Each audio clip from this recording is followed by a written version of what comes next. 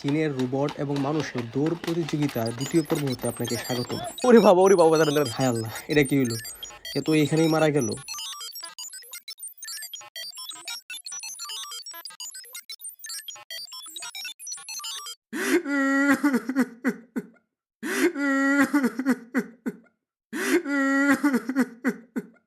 ওরে বাবা, এই দেন আরেকটা জিনিস ধ্যানে যে দেন এই পাশে পাশে পাশে।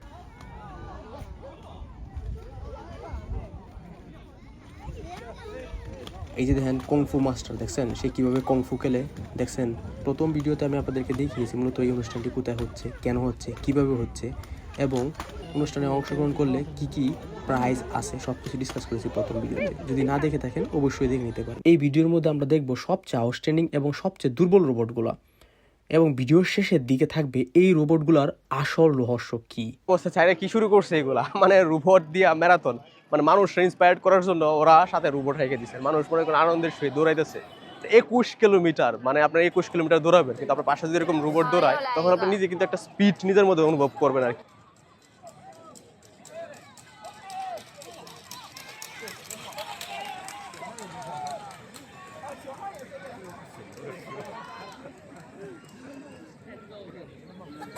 এরকম দেন এখানে সবাই অনেক দূর থেকে এরকম আসে দেওয়ার জন্য। এই যে এই পাশে মনে করেন লাইন ধরে সবাই দেখতেছে। এই যে দেন আসতেছে আসতেছে আসতেছে, এই এই এই মাথা ঘুরান মারছে ওইটা। হায় আল্লাহ, এটা দুর্বল হয়ে গেছে, ঠাস করে গিয়া নিজে নিজে ডুস দিয়ে দিছে। কি এক অবস্থা ভাই। এখন দেন এরা নেওয়ার জন্য আরো লোক আসতেছে তুলে নেওয়ার জন্য। কি বলবো ভাই, কি এটা মনে হয় কাই নাই, বুঝছেন?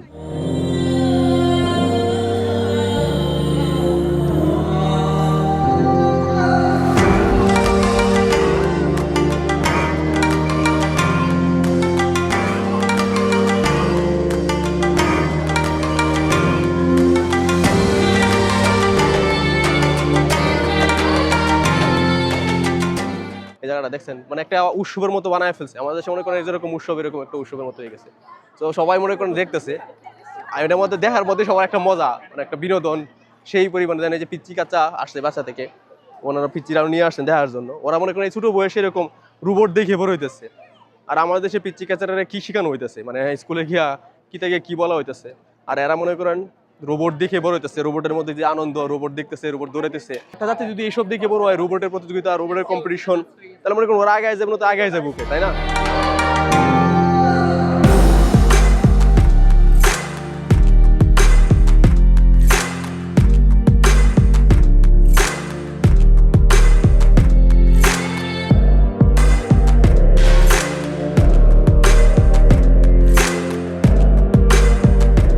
রাস্তা সেই দিকে যাই যে ওরা মনে করেন দেখতে আসছে।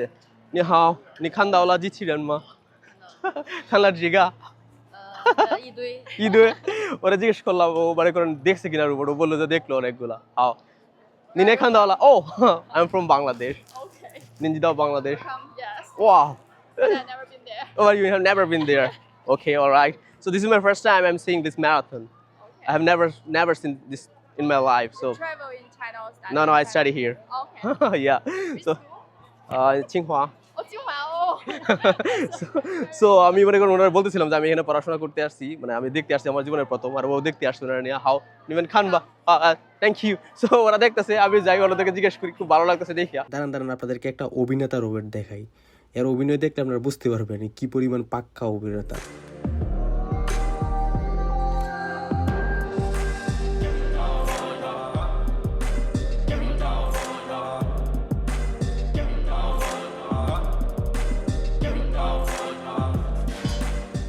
কি কেমন দেখলেন? হ্যাঁ, রোবটটা আসতেছে সামনে ভাই, আপনাদের সাথে অভিনয় করবে।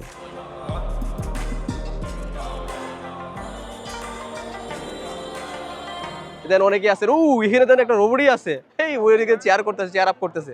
এটা কি এই জালি ইয়ে গাজি ছিলেন তাদের জোর সম্মা। এই দেন এখানে লালা দুই দেন এখানে একটা জি ছিলেন নিয়ে আসছে, মানে রোবটে নিয়ে আসছে। ও মনে করেন চেয়ার আপ করতেছে। হ্যাঁ শেষে নিন শেষে।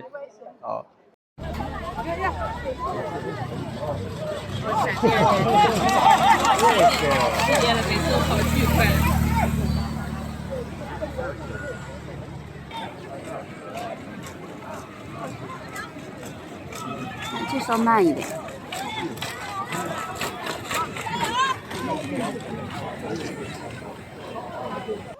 এই যে মাত্র যে রোবটটা দেখলেন সেটা হচ্ছে আপনার 48 মিনিটে 21 কিলোমিটার পথ অতিক্রম করছে। বুঝতেই পারেন কি স্পিড। এগুলো দেওয়ার পরে আমার মনে হচ্ছে কি জানেন, আমাদের দেশে কিন্তু সুযোগ আছে। আমাদের দেশে সরকার যদি মনে করেন এরকম ফান্ডিং দেয়, আমাদের দেশে অনেক ব্রিলিয়ান্ট পোলাপান আছে যারা মনে করেন এগুলো অবশ্যই নিয়ে কাজ করতে পারবো, আমাদের দেশে মনে করেন আগায় নিতে পারবো। কিন্তু যে পরিমাণ পলিটিক্সের সমস্যা, ও যদি মনে করেন পলিটিক্স না করে, যে পোলাপানগুলো ব্রিলিয়ান্ট আছে ওরা তো মনে করেন পলিটিক্স না করার কারণে এই মনে করেন ওরা কোনো ফান্ডিং পাইবো না। এটাই মনে করেন আমাদের দেশে একটা বড় সমস্যা আমার কাছে মনে হয়। আপনার কাছে কি মনে হয় আমাদের দেশে একটা বড় সমস্যা কি? কেন মনে করেন আমরা এরকম ইনোভেটিভ কোনো কিছু করতে পারি না, নতুন কোনো কিছু নিয়ে আসতে পারি না? অবশ্যই আপনারা জানাবেন।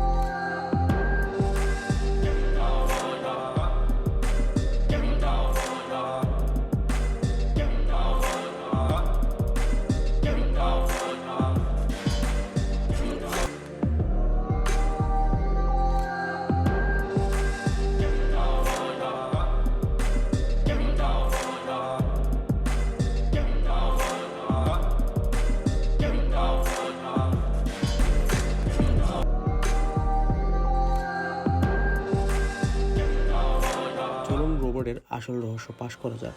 যদিও বা আমি প্রথম ভিডিওতে অলরেডি বলছি, এখানে সংক্ষেপে বলি। এখানে হচ্ছে আপনার দুই ধরনের রোবট আছে।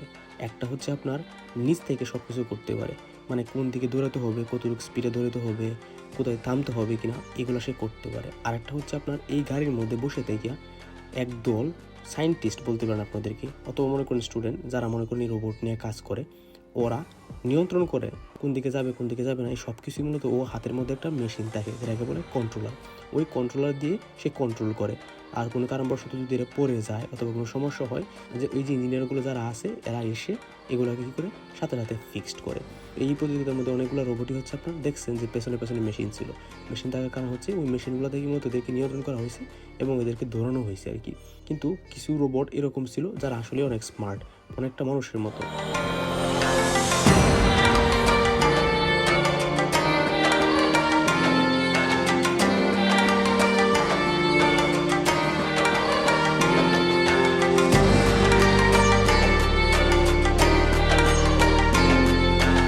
এরকম দেখে কি মনে হতেছে, ফিউচার তো অবশ্যই আমাদের অনেক কঠিন হতে যাচ্ছে, কারণ আমাদের মোকাবেলা করতে হবে এই রোবটকে। কারণ এই রোবট আস্তে আস্তে শিখতেছে, এখন হয়তো বা পরিপূর্ণ হয় নাই, কিন্তু কিছুদিনের মধ্যে খুব তাড়াতাড়ি এরা আস্তে আস্তে মানুষকেও অতিক্রম করে মানুষের থেকে অনেক স্মার্ট হবে। তখনই হয়তো বা আসল বিপদ আমাদের সামনে আসবে। খুব সকালে ঘুম থেকে উঠে এখানে আসার পরে এসব দেখি আমার কাছে খুবই ভালো লাগলো। তো আপনারা জানাবেন আপনাদের কেমন লাগলো। দেখা হবে আপনাদের সাথে নেক্সট ভিডিওতে। Bye bye.